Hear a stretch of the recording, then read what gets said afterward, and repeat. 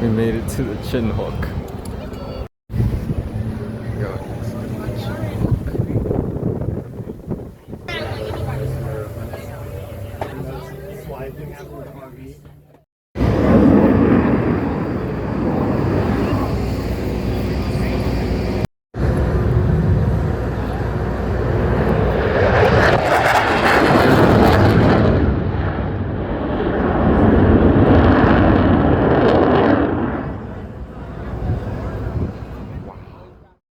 But that,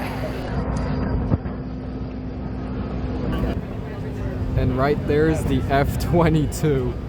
That is crazy. Across the United States. All eyes to the sky, ladies and gentlemen. We're looking for 5 jumpers out of that airplane momentarily. We are at step time, so we should see jumpers momentarily as they make their way down. Now the shooters are led by their leader. That would be Colonel Keith Walter, former Army jumper, and we do have jumpers away here, ladies and gentlemen, so we're going to count and look. I see 2. We're going to look for good shoots, a total of 5, 3 jumpers away as we make our way forward. If you're not already standing, ladies and gentlemen, let me encourage you to do that now. 5 beautiful shoots in the skies over Oshkosh Airventure 2026 here at Womenventure on Wednesday. To watch the jumpers navigate as they fly these, what in essence are a flying wing, steerable ram canopy parachutes, as we watch the 2 high shoots up high.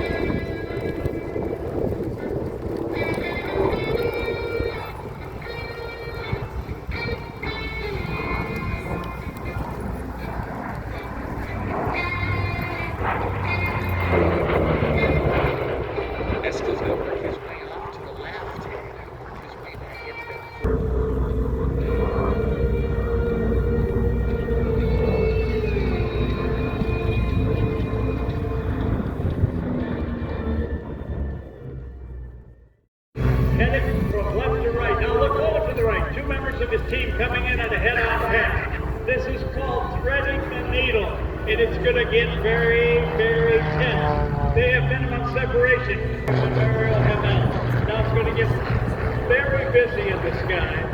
As the team, you'll see, does a lot of the traditional snowbird jet demonstration team maneuvers, doing it in now the Tudor jet, but the pit special. After the hammerhead turned into the maneuver known as the centrifuge, as you watch the airplane tunnel land. Wow. This special, of course, named after the man who designed and built the airplane, the great Ernest Pitts, who is now in biplane heaven, giving us a fantastic air show and competition airplanes, many different models of the aircraft. Let's call the drop kick reversal by John Farrell. And without hesitation, picking up speed, he goes to the vertical, setting up for the maneuver known as the flip top. Wow. Finish on a hot day. That's how you have it all done.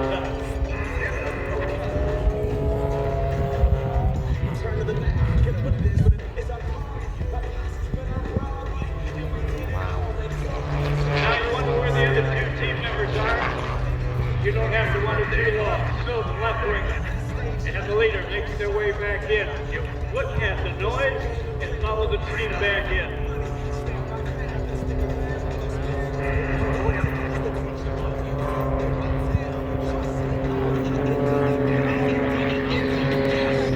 Upside down. Mariel Hamel is certainly the leader, pulling 6 times the force of gravity in that tight turn, forcing him down into a seat in a very uncomfortable environment.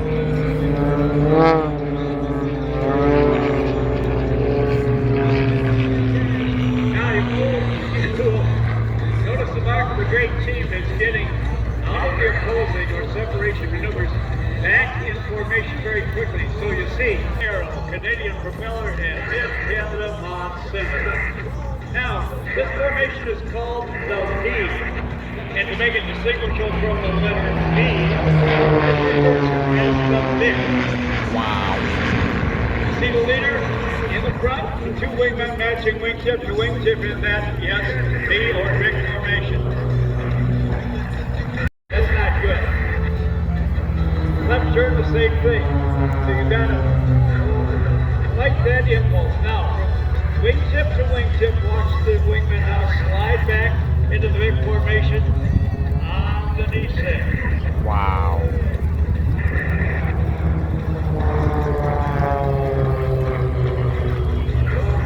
Now the star is setting up for one of the most difficult maneuvers of the show. Greg Hilton, let the team leader. He'll roll this pin special inverted. Lead the team from left to right through the half of the barrel. Why is that? Because the team leader will roll his aircraft upside down. The Northern Star signature maneuver, the corkscrew. That's animation and it's nice.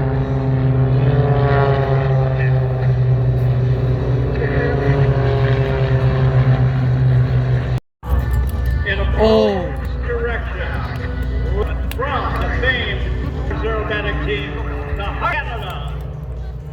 Wow.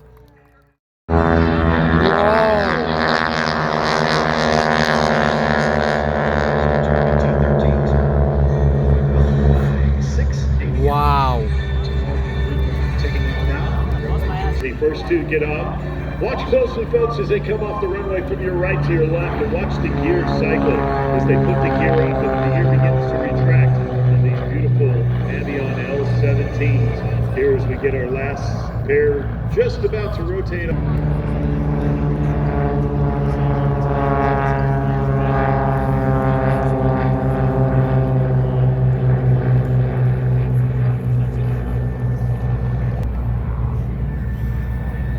Steve, as our airplanes begin to get airborne, our second group is beginning to take the runway here on runway 36.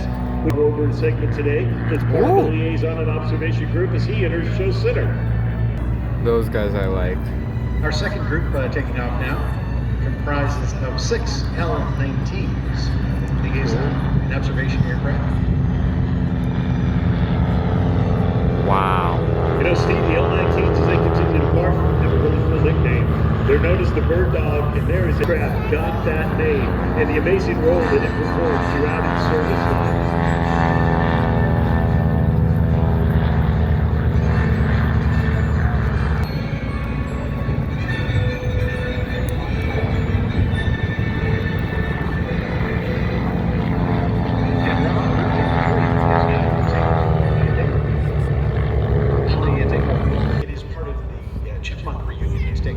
This week. Chipmunk, great basic trainer and also an aerobatic trainer.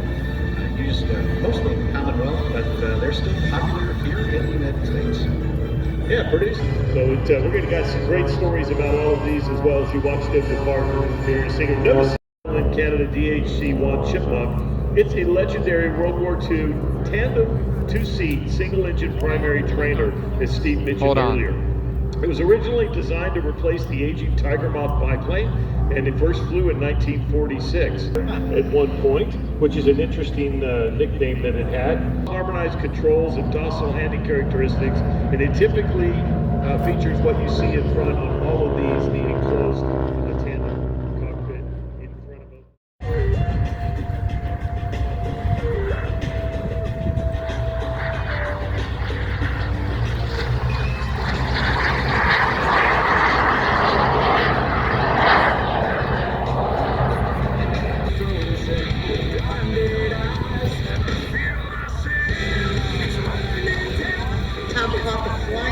From his brings right in front of us the mini jet.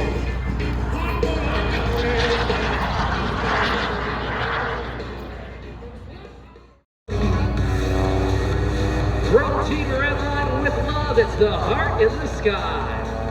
Wow. listen to that incredible radial engine with the T-28 Trojan. Whoa, whoa, whoa, whoa.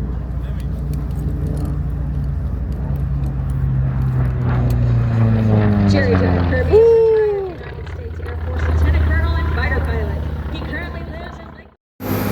We got the A-10 Warthog. Airventure.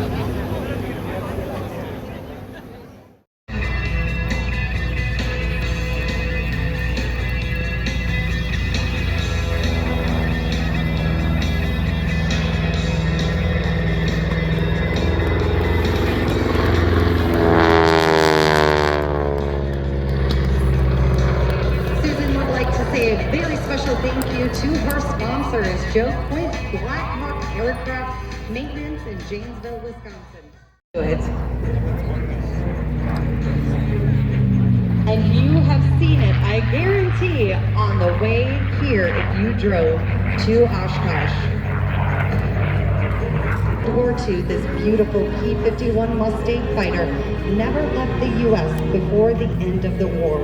It was transferred as part of a block of surplus fighters to Sea Island in Vancouver, Canada. He did not get 150 gallons of paint. No, he had...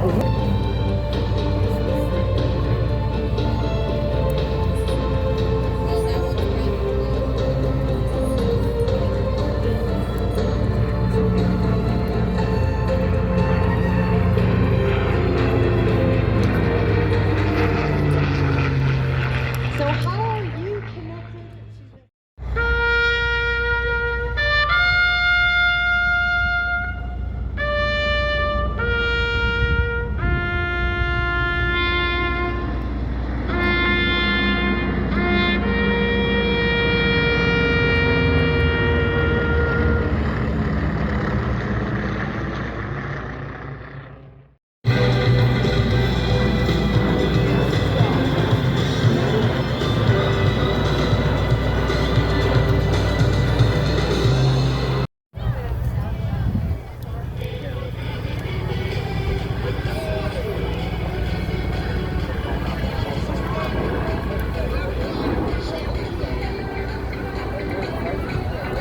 I think that might be a U.S.